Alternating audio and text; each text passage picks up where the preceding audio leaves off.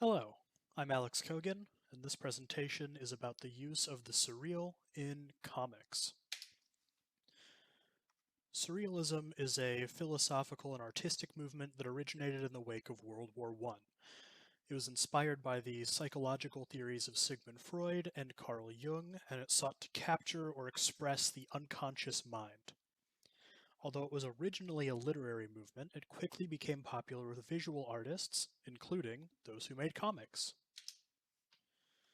Surrealist images have been used in many ways and for many reasons throughout the history of comics. Throughout my research, I've subdivided the usage of surrealism in comics into three categories: surrealism as a setting, surrealism as a genre, and surrealism as it is used in science fiction.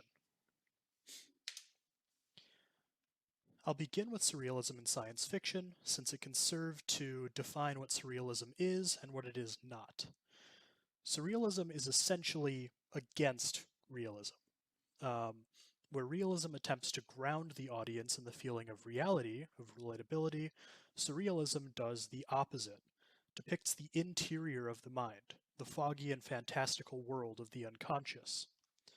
Now, science fiction and fantasy are not inherently surreal.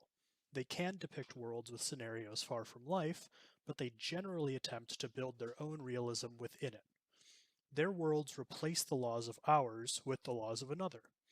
And thus, their characters can act realistically within an unrealistic world.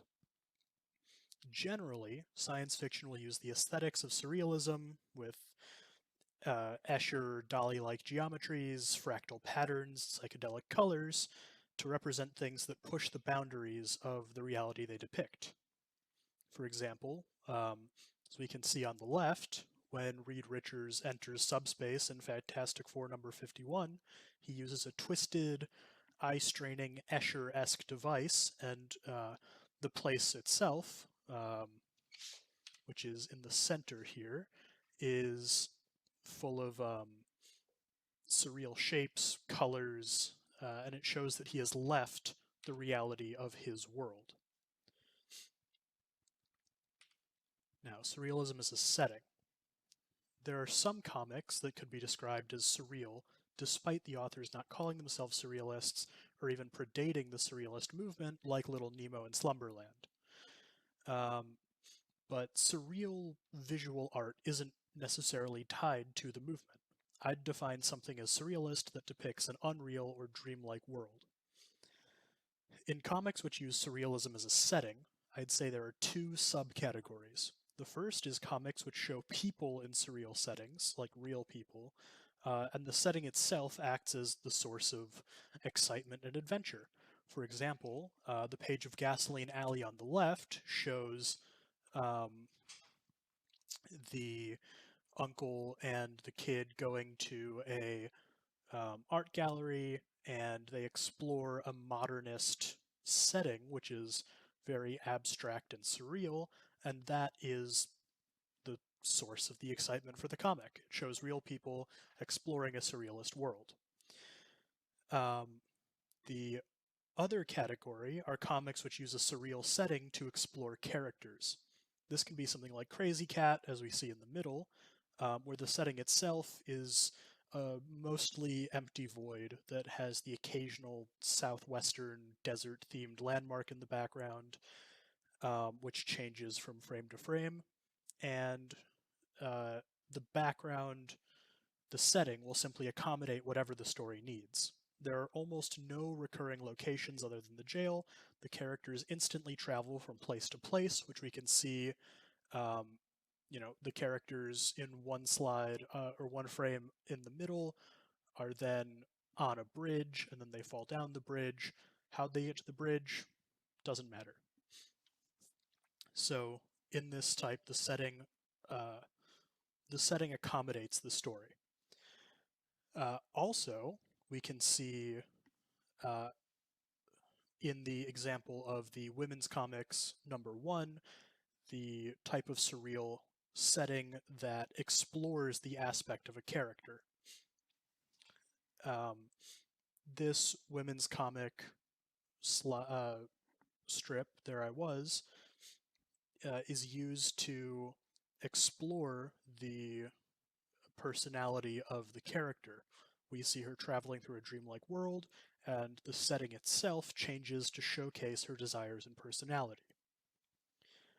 Finally, surrealism as a genre. Um, as a genre, everything about this type of comic is surreal. Everything.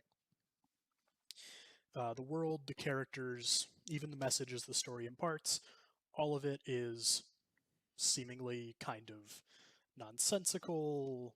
Things don't happen linearly. Uh, Art styles can be very psychedelic, stuff like that.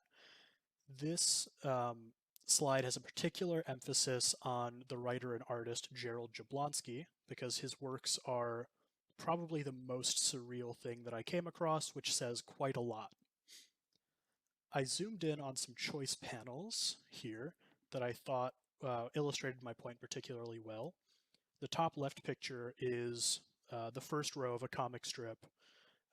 Actually, the very first strip in his collected book, and it is a extended gag that parodies the kind of self-aggrandizing um, comic book intro that brings to mind Stan Lee. Now, as you can see, the line connecting a text bubble to the character's mouth is extremely long and distracting. And in a panel with multiple characters, like we can see on the bottom two pictures, they can be completely indecipherable when there's more than one character speaking. To make matters worse, sometimes they completely obscure the art that's being covered, and these kind of text bubble tails cover the illustrations for seemingly no reason other than because Jablonski wants them to. These strips can be anything from very good parody that's very funny. The strip on the top left cracked me up the first time that I read it, to being an absolute fever dream, but they're always 100% surreal at all times. And these three different ways that surrealism can be used generally outline the way that surrealism has been used in various comics, and it has been used since before surrealism as a movement was even created in the case of something like Little Nemo. Thank you.